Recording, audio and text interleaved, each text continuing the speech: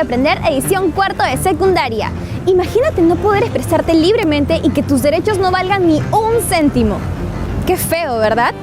Eso mismo pasó en algunos países de Europa, después de la Primera Guerra Mundial. ¿Cómo nació el fascismo en Italia? Vamos paso a paso. Después de la Primera Guerra Mundial, los italianos se quedaron muy decepcionados. La decepción se debía a que después de ganar la guerra, los aliados, antes conocidos como la Triple Entente, no les dieron los territorios que prometieron. Nos referimos a estas zonas: Albania, Fiume y Dalmacia. Ahorita no, joven. Además, los italianos estaban sufriendo inflación y desempleo, lo que ocasionó el descontento de la clase obrera. Como resultado, surgieron más partidos políticos extremistas, como el Partido Comunista, fundado por este señor, Antonio Gramsci, y también este otro, el Fasci Italiani di Combattimento, o mejor conocido como el Partido Fascista, fundado en 1919 por Benito Mussolini. ¿Y quién fue Mussolini? Este italiano, nacido el 29 de julio de 1883, que peleó en la Primera Guerra Mundial y, aunque no lo crean, también fue periodista. En 1919, los discursos fascistas de Mussolini atrajeron a muchos sindicatos y partidos de izquierda. El fascismo era una ideología antidemocrática y totalitaria, donde la libertad individual quedaba eliminada. El Estado era representado por una persona, que sería algo así como el todopoderoso líder o guía, también conocido como duce. Benito Mussolini buscaba ser el duce de Italia a como dé lugar. Mussolini estaba recontra confiado que su partido político conseguiría una gran cantidad de votos en las elecciones parlamentarias de 1921, pero no fue así. Solo consiguió 35 escaños de un total de 535. Así que Mussolini, recontra molesto, decidió tomar el poder a la fuerza. Sí, a la fuerza. Por eso, organizó en 1922 la Marcha sobre Roma, donde concentró a muchos simpatizantes llamados los Camisas Negras, y se dirigió hacia la capital, Roma. Los Camisas Negras llegaron a la capital italiana el 22 de octubre, amenazando con provocar una guerra civil si las autoridades los detenían. Ocuparon muchos edificios públicos y dieron un ultimátum al gobierno. Así que Víctor Manuel, nada que ver con el cantante. El rey Víctor Manuel III, muy presionado por estos acontecimientos, ofreció a Mussolini el control del gobierno. Finalmente, en 1925, se instauró la dictadura fascista en Italia. Con la dictadura fascista, Mussolini cerró el parlamento. Se disolvieron los partidos políticos opositores y se quitaron las libertades individuales. Y no solo eso, Mussolini formó una policía política y creó un tribunal que perseguiría a los opositores del régimen fascista. Sí, como verán, las cosas cambiaron en Italia por Benito Mussolini. Bueno, en realidad no solo en Italia, sino también a muchos kilómetros en el país de Alemania, un hombre de bigotito se inspiraba en las ideas de Mussolini. ¿Adivinan quién? Sí, ese personaje fue Adolf Hitler, quien aplicó las ideologías del dictador italiano en el nazismo. Después de la Primera Guerra Mundial, Alemania entró en una gran crisis económica. Esta situación provocó que en 1929 el desempleo se extendiera, empobreciendo a las clases medias y populares. El partido nazi aprovechó esta situación prometiendo a los alemanes la recuperación de la prosperidad y el orgullo nacional. Un momentito. ¿Y qué es el partido nazi? Tenemos que retroceder hasta 1919 para hablar de este hombre. Sí, Adolf Hitler.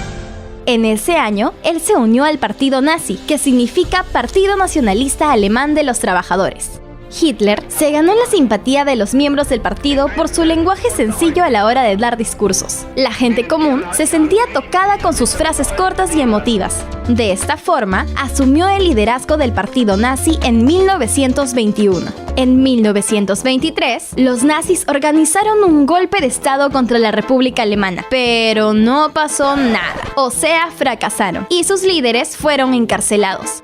Entre ellos, Adolf Hitler. Pero Hitler aprovechó el encierro para escribir este libro, Mi lucha. Cuando Hitler salió de la cárcel, siguió liderando el partido nazi. Su partido participó en varias elecciones, pero sin mucho éxito. Sin embargo, todo esto cambió con la crisis de 1929. donde millones de alemanes pobres comenzaron a ver el nazismo como la solución de sus problemas. En las elecciones de 1932, Hitler obtuvo 13.400.000 votos, que era el 36,4% del total. El presidente Paul Ludwig Hans Anton von Benedek und von Hindenburg, Hindenburg para los amigos, fue presionado para que nombrara canciller a Hitler. En 1933 se dio por vencido y terminó otorgándole el cargo de canciller. Una vez en el poder, Hitler puso en práctica los mecanismos para controlar todo el poder político y a toda la sociedad. En febrero de 1933, la Guardia Personal de Élite, también conocidos como las SS, incendiaron el Reichstag y le echaron la culpa a los comunistas, para así tener un buen pretexto e iniciar su persecución. Y por si esto fuera poco, se realizaron nuevas elecciones donde el partido nazi ganó la mayoría absoluta. El nuevo parlamento le dio más poderes políticos a Hitler. A Hitler se le llamó el Führer, una palabra alemana que significa jefe o líder. El Führer decretó en mayo de 1933 la disolución de todos los partidos políticos. Menos el partido nazi, por supuesto. Así se inició el Tercer Reich. Se le denominó con ese nombre al periodo que comprendió de 1933 a 1945, donde el nazismo gobernó Alemania. En junio de 1934, Hitler planeó quitar de en medio a los adversarios que quedaban y limpiar el partido nazi de los miembros que podían traicionar. Por eso, en la noche de los cuchillos largos, exterminaron a unas 85 personas, aunque es posible que fueran muchas más. Otra medida tomada por el Führer fue crear un ministerio de propaganda en 1934. La misión de este ministerio era desprestigiar a los críticos del nazismo, promover el culto a Hitler y que la gente se convenciera que el régimen nazi era lo máximo. Con la muerte de Hindenburg, el 2 de agosto de 1934, Hitler tuvo absolutamente todo el poder sobre Alemania y ya no había quien lo detuviera en sus ambiciones expansionistas. Por último, tienes que saber que desde 1933 comenzaron a funcionar los campos de concentración para los opositores políticos. Un campo de concentración era peor que una cárcel, porque era un centro de detención donde encerraban a las personas sin ningún tipo de juicio, ni ninguna garantía judicial, maltratándolas con trabajos forzados. Estos campos de concentración después serían utilizados para exterminar a los judíos, quienes fueron perseguidos por los nazis. Ahora es tu turno. ¿En qué año Adolf Hitler se unió al partido nazi? 1919, 1929, 1933. ¡Bingo! En 1919, Hitler se unió al Partido Nacionalsocialista Alemán de los Trabajadores, más conocido como el Partido Nazi. En 1921 asumió el liderazgo de dicho partido político.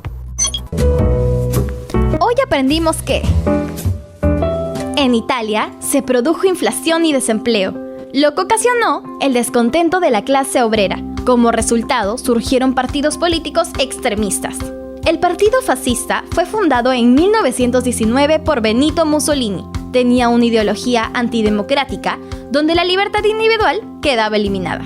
En 1922, Mussolini organizó la marcha sobre Roma para tomar el poder. El rey Víctor Manuel III, muy presionado por estos sucesos, le ofreció el control del gobierno. Finalmente, en 1925, se instauró la dictadura fascista en Italia. En 1923, los nazis organizaron un fallido golpe de Estado, lo que ocasionó que sus líderes fueran encarcelados.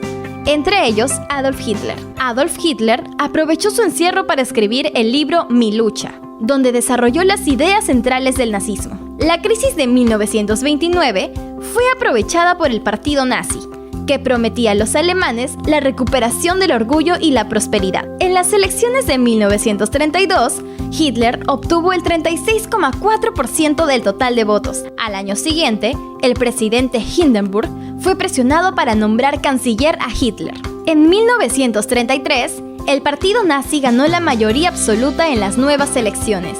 El nuevo parlamento le dio más poderes políticos a Hitler. Con la muerte de Hindenburg, el 2 de agosto de 1934, Hitler tuvo absolutamente todo todo el poder sobre Alemania y ya no había quien lo detuviera en sus ambiciones expansionistas.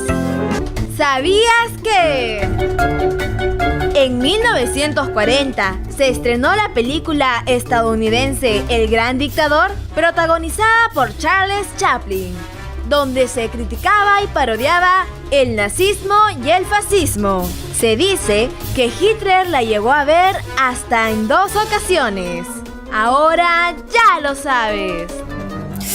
Uy, qué terrible todo ese tema del fascismo y del nazismo. O sea, ya nadie podía abrir la boca para quejarse porque te consideraban un opositor.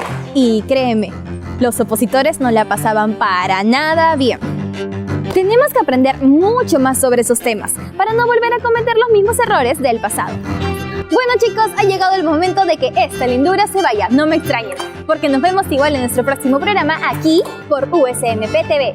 Y no te olvides de visitarnos en nuestra página de Facebook Tiempo para Aprender. Nos vemos en la próxima. ¡Chao, chao!